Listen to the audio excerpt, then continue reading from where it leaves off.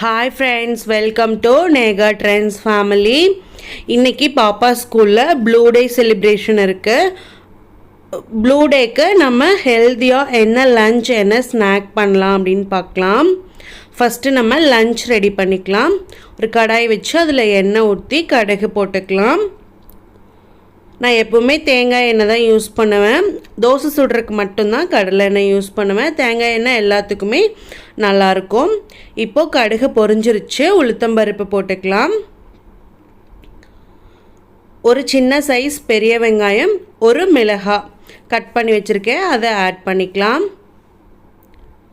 இதை நல்லா வதக்கிக்கலாம்.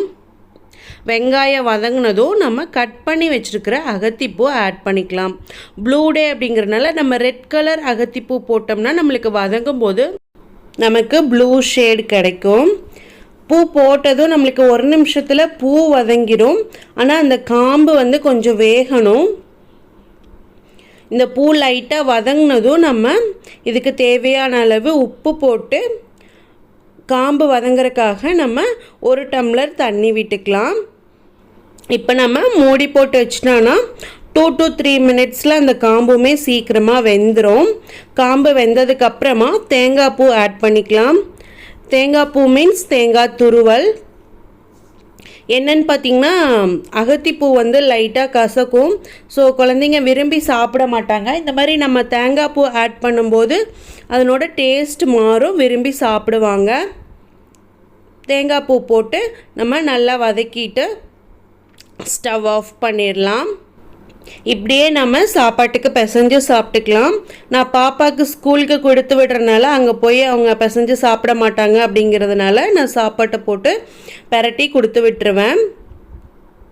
பாப்பாவுக்கு மட்டும்தான் நான் செஞ்சேன். கொஞ்சமாக தான் இருந்துச்சு அகத்திப்பூவு. ஸோ ஒரு கரண்டி சாப்பாடு போட்டு பிசைஞ்சு எடுத்தாச்சு. அடுத்து நம்ம ப்ளூ ஸ்நாக் ரெடி பண்ணிக்கலாம். அதுக்கு ஒரு 2 டம்ளர் தண்ணி காய வச்சு அதில் நான் 20 சங்குப்பூ ஆட் பண்ணுறேன். தண்ணி காஞ்சு ஒரு நிமிஷத்துலேயே நம்மளுக்கு சங்குப்பூ கலர் விட ஆரம்பிச்சிரும். இப்போ பாருங்கள், லைட்டாக கலர் வந்துருச்சு. இன்னொரு 2 மினிட்ஸில் நம்மளுக்கு இந்த மாதிரி கலர் சேஞ்ச் ஆயிரும். இப்போ நம்ம அடுப்பு ஆஃப் பண்ணிட்டு நம்ம எடுத்து வச்சிடலாம்.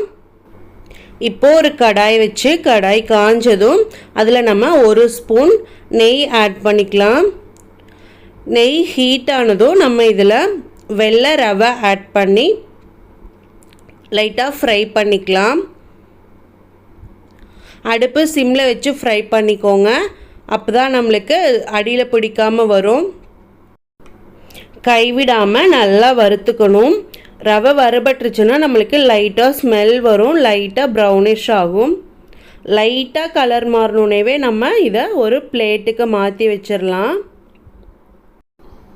நம்ம ரவையை எதுக்கு வறுக்கிறோன்னு பார்த்திங்கன்னா, இப்படி நெய் ஊற்றி வறுத்தோம்னா இதனோட டேஸ்ட்டும் நல்லாயிருக்கும். அப்புறமா நம்ம கிளறும் போது கட்டி பிடிக்காமையும் இருக்கும். உப்புமா செய்யும் போதுமே நம்ம இதை ஃபாலோ பண்ணிக்கலாம். இப்போ நம்ம இதே கடாயில் 1 சொம்பு தண்ணி ஆட் பண்ணிக்கலாம். தண்ணி லைட்டாக ஹீட் ஆனதும் நம்ம சங்குப்பூவில் எடுத்த எசன்ஸை இது கூட ஊற்றிக்கலாம்.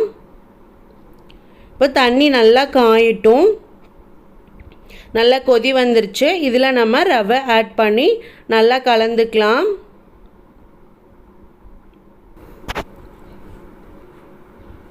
இப்போ பாருங்கள், ரவை நம்மளுக்கு நல்லா வெந்து வந்துருச்சு. இந்த ஸ்டேஜில் நம்ம சர்க்கரை ஆட் பண்ணி கலந்துக்கலாம். ரவை வேகிறதுக்கு முன்னாடி நம்ம சர்க்கரை ஆட் பண்ணோன்னா ரவை வேகாது. அதனால் வெந்ததுக்கு அப்புறமா சர்க்கரை ஆட் பண்ணிக்கலாம். இப்போது சர்க்கரையும் நல்லா கரைஞ்சிருச்சு. முந்திரியும் திராட்சையும் நான் நெய்யில் பொரித்து வச்சுருக்கேன், அதை ஆட் பண்ணி கலந்து விட்டுக்கலாம். அவ்வளோதான் ஃப்ரெண்ட்ஸ், நம்மளுக்கு ஹெல்த்தியான ஸ்நாக்கும் ரெடி ஆயிடுச்சு. இன்றைக்கி பார்த்திங்கன்னா அகத்திப்பூ சாதம், அதோட சங்குப்பூ கேசரி, இது ரெண்டும் தான் நான் இன்றைக்கி செஞ்சு கொடுத்து விட்டேன். I am a ball round in shape. My favorite toy is ball. Thank you. Happy Blue Day. Thank you friends. இந்த வீடியோ பிடிச்சிருந்தா லைக் பண்ணுங்கள், ஷேர் பண்ணுங்கள், சப்ஸ்கிரைப்